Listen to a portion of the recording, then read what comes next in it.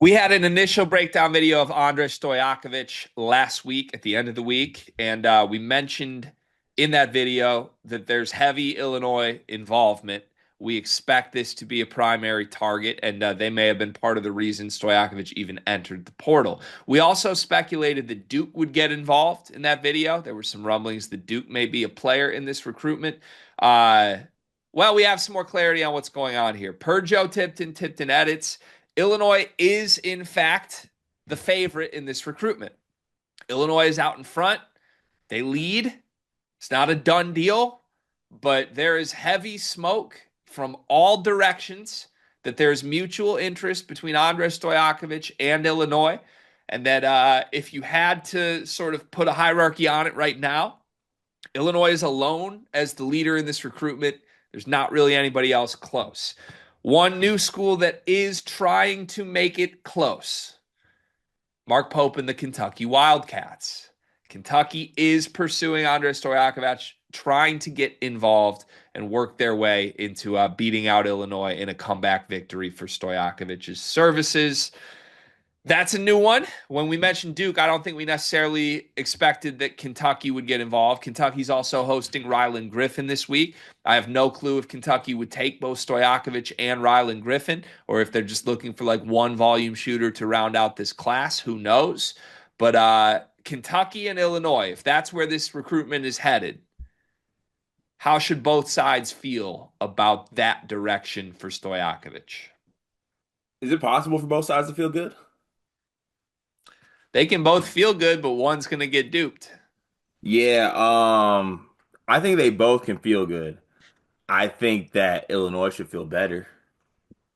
I Okay. think I think Illinois should feel better because there's just a gaping hole at the two guard like wing position that Stojakovic is just plug and play right there. And you're playing next to Kylan Boswell, assumingly, in that spot. And with Kentucky, there is, depending on what Oweh does, there is kind of guys on that two guard slash wing spot that could possibly, share duties with Stojakovic or maybe even play over him.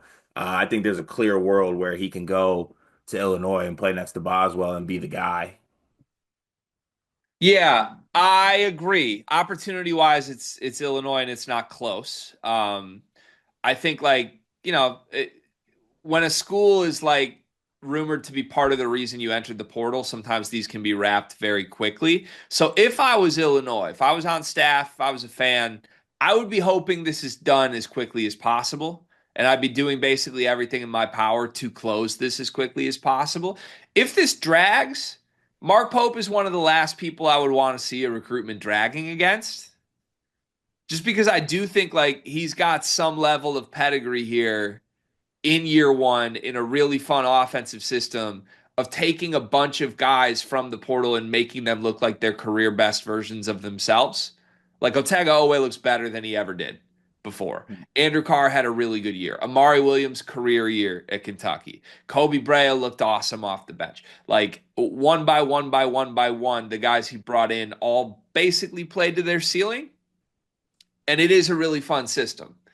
So that's sort of I felt like this is similar to everything Illinois has tried to do this offseason. It's like it's a really good plan. We like it. Now they just need to close. And when you get to closing time, that's where they've struggled this year. That's where Sarr went south. That's where um Josh Dix early they felt really good about and they didn't sign the deal. So what's your concern level with that? Like, are the issues that have happened earlier this offseason going to apply here to Stojakovic? I'm gonna do something that I don't normally do here. Okay. I think Stojakovic would make more sense in Illinois' offense than it would in Kentucky's. Talk me through that. Have we had the Stojakovic conversation? I don't know what you mean by that. Like I feel like people try to sell him as this shooter. I mean, career what, 33%, 32%? Yeah. Ah. So you don't buy that Peja Stojakovic's kid is a shooter. I think he's more scorer than shooter at this point. We interrupt this sleepers video to tell you about an offer from Underdog Fantasy. Cart, you love Underdog Fantasy, correct? Of course I do. Can I have a moment real quick? Please.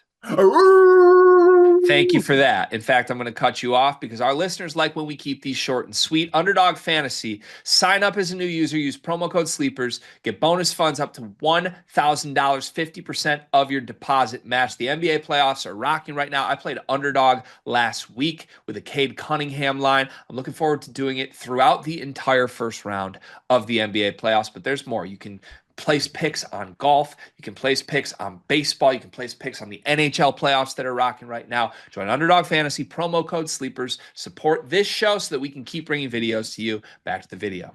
To this point, he has been. I agree. Yes, but obviously coming out of high school, it was like shooter score. And I think he's more of a scorer at this point than a shooter, where I could see like Brad maybe doing like some booty ball mid-range stuff with him. Like I feel like that's a little bit more inviting to shoot like a mid-ranger with Illinois than it is with Kentucky. Now, Brad and them still want to shoot threes. We know that. That's obviously going to be the sell on it. And I buy him as a three-point shooter. I'm not saying I'm completely out, but I'm just saying we got 2 years worth of data points.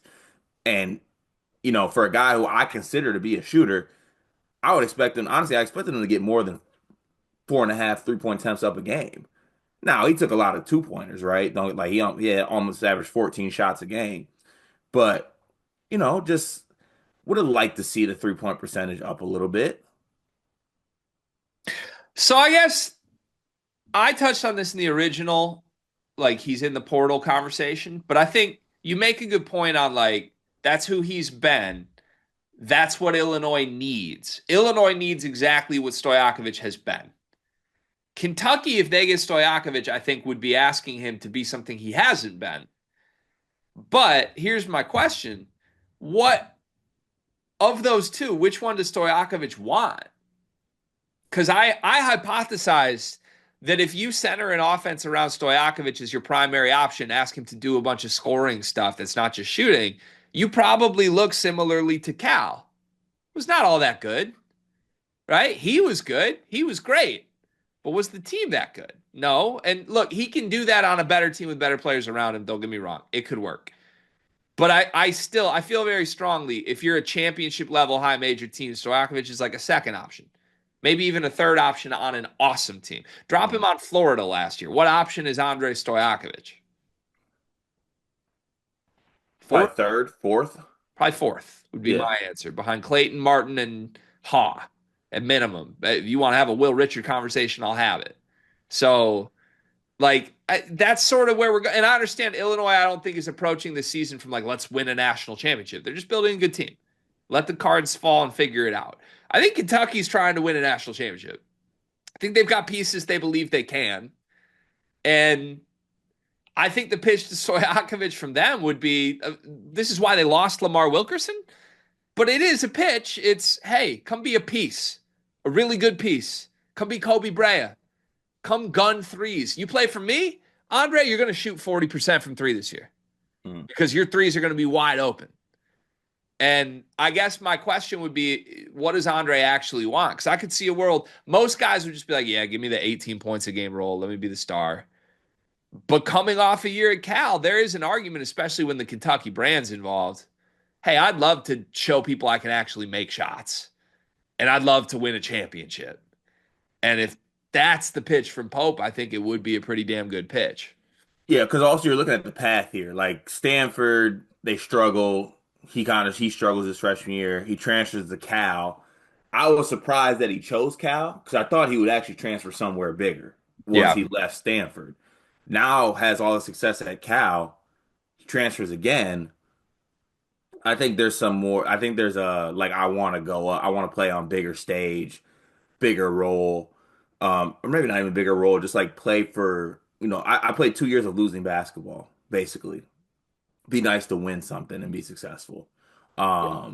So yeah, and then obviously, we didn't even address this.